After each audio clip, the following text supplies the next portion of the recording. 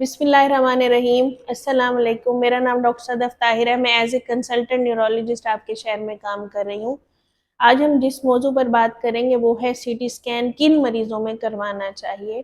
ख़ास तौर पर मैं एज ए न्यूरो फिजिशियन या दिमाग की डॉक्टर के तौर पर आपसे बात करूँगी कि सीटी स्कैन हमें उन लोगों में चाहिए जिनमें जिस्म में अचानक कमज़ोरी हो, अचानक लकवा हो और लकवे के साथ जिस्म कमज़ोर हो या शदीद चक्कर आए, बिनाई में कमज़ोरी हो या जिस्म के महसूसात तब्दील हों, मिर्गी के झटके लग रहे हों या कोई ऐसा शदीद एक्सीडेंट हो जिसमें मरीज़ बेहोश हो, नाक मुंह से खून आए या कोई पुराना सर का दर्द जिसमें आपको लगे कि जब मैं सुबह सोकर उठता हूँ मुझे शदीद कै की कैफियत है या झटके महसूस हो रहे हैं।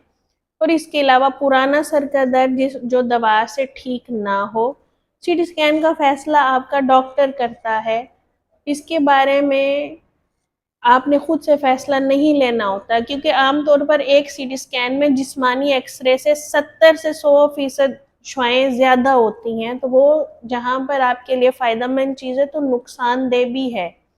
इसलिए सीटी स्कैन की ज़रूरत के बारे में आपका डॉक्टर फैसला करेगा कि ये करवाना है या नहीं करवाना। डॉक्टर को फैसला करने दिया करें कि सीटी स्कैन कब करवाना चाहिए।